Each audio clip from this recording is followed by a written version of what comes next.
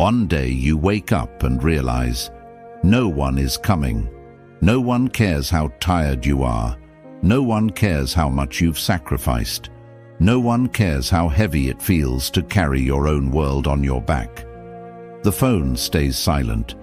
The world outside your window keeps moving. Cars pass by. People rush to their jobs. Families laugh at breakfast tables. And your silence, your struggle, echoes back at you like an empty room. That moment feels like death. A quiet, invisible kind of death. The kind no one else notices. The kind no one will mourn. And for a man, that realization is one of the most painful awakenings he will ever face. But here's the paradox. That moment, the one that breaks you, is also the one that births you. Because when you finally see it, when you finally stop lying to yourself about how much the world cares, you step into a freedom most men never touch. The truth is harsh, but freeing. People are consumed with their own survival. They are buried under their own fears, their own insecurities, their own wounds. They don't have the bandwidth to carry yours too. And so you sit there, waiting for someone to notice, and no one comes. That's when the shift happens. That's when you stop waiting. That's when you start to carry yourself.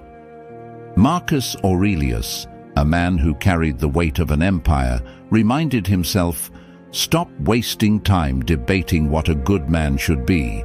Be one." Notice what he didn't say. He didn't say, "Wait until people recognize you as a good man."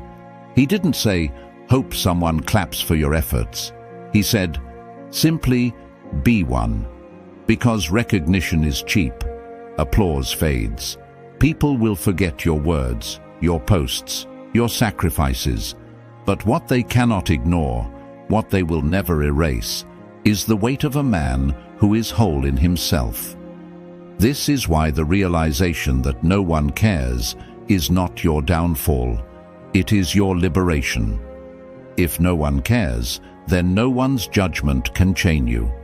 If no one cares, then you no longer need to bend your spine to fit their approval.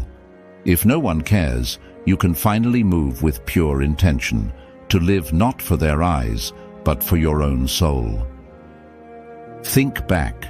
How many times have you suffered not because of what happened, but because of how others reacted or didn't react? The breakup that stung more because she moved on without a glance.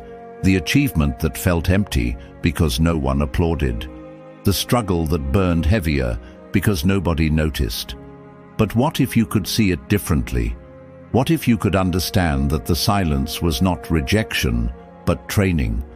What if the universe, in all its indifference, was shaping you, cutting away your neediness, burning out your dependence, forcing you to grow the muscles of self-reliance? Seneca, in his letters, wrote, "A man is as unhappy as he has convinced himself he is." Do you see it? It's not the world that makes you unhappy. It's the story you tell yourself about the world. When you interpret silence as abandonment, you collapse. But when you interpret silence as initiation, you rise. The man who no longer expects the world to care becomes untouchable. He becomes dangerous in the best sense of the word, because he is no longer waiting, he is no longer begging, he is no longer performing. He acts because it is in his nature to act. He disciplines himself because it is in his nature to master himself. He builds his body, his craft, his legacy, not for applause, but because it is who he is. And here's the irony. That is when people finally notice. That is when respect arrives. When you no longer need validation, you radiate something magnetic. You carry a stillness, a self-sufficiency that draws attention without you ever asking for it. But don't confuse this with bitterness. Stoicism was never about becoming cold or rejecting love or shutting yourself off from the world. It is about becoming complete. It is about standing as a man who does not collapse when affection is absent. It is about being whole, so that when you love, when you connect, when you give, you do so from strength, not from desperation. Epictetus trained his students with brutal honesty. He told them, "If you want to improve, be content to be thought foolish and stupid." Why? Because the world's opinions are unstable. Today they may cheer you, tomorrow they may laugh at you. If your worth depends on that noise, you are their slave. But if you can endure their silence, their misunderstanding, even their contempt, you are free. Modern psychology confirms what the Stoics already knew. Men who detach from external validation develop resilience. They recover faster from rejection.